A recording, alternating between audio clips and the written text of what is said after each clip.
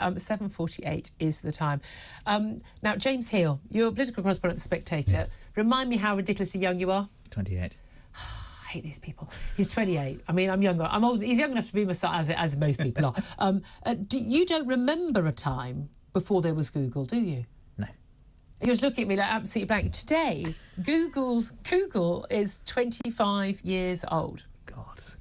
I mean, as I started out in the newspapers, typing on a typewriter. I mean, genuinely, he's looking at me like I'm talking about, the loom. I mean, on the History Channel. This is a thing. Yeah, this is a thing called the wheel. And then we created fire, James. And then I was 5. No, but I can remember the point at which I was a journalist and having Google explained to me and being shown this thing. And I'm thinking, well, that'll never take off.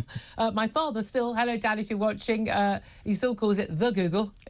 Why don't you do the Google and see it? But no, Google is now, it's just a part of life, isn't it? And it's actually now a verb, isn't it, to Google something. And, it's such a part of common parlance, one of the world's biggest websites. And it's just a one-stop shop, really. I think it's actually destroyed the rest of the search engines. It really has, hasn't it? Well, let's talk about Google's happy birthday with Guy Cocker. He's a tech expert. He's also editor-in-chief at Maximum PC, which is described to me thus, Guy, the world's best-selling magazine for performance PC enthusiasts.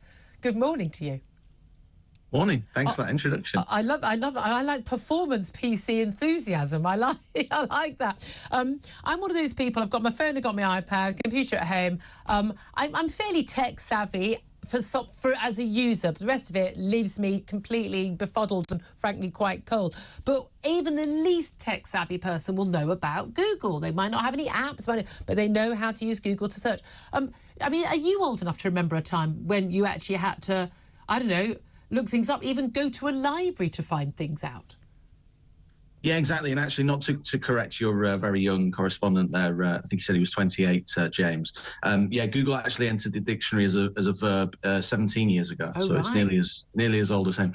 I actually remember being at university and Google coming out. So it was 25 years ago. And even only after a few years, it was already, for all the students that were studying IT, it was already after a few years the sort of de facto standard in search. And why? Why was it? Because there were lots of other search engines, and it's now, none of the others have become, as you say, a verb and just become the mainstay of, why don't you, I mean, if you don't know something, you just go, I'll Google it. You don't say, I'll go and check on Bing, do you? Why did it become so dominant?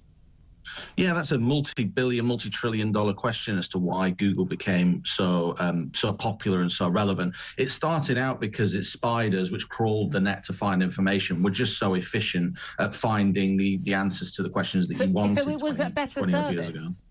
Yeah, it was a better service. It now obviously raises a lot of its money by selling advertising. So when you search for something, people will be familiar. I'm sure those top results are often sponsored. So those are the websites and brands paying to be there. But now Google itself pays tens of billions of dollars annually to be the default search engine. They pay tens of billions to companies like Samsung and Apple to be the default search engine. So it's a highly lucrative position to be in, which the number one in search, the most popular websites if you count YouTube as well, in the world. And that's, maintaining that monopoly is an incredibly important position. So Google is now the dominant factor in search. Indeed.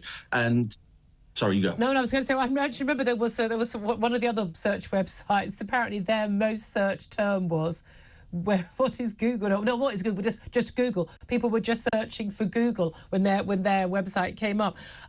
There is a key thing about what does come up on your searches though, because it is different in different countries, and there's been a lot of concern that it's not neutral, neither politically nor socially neutral, and that actually, particularly in Western nations, particularly in America and Britain, there is sort of some social engineering coming up. I know Douglas Murray wrote about how if you put in, for instance, white couple or black couple or mixed race couple or Asian couple in different countries, you get completely different results, or straight couple even, depending on which country you're in. Is there a concern that Google having so much power over people's sort of starting point in the internet and on our ability to access information, that actually they are a risk?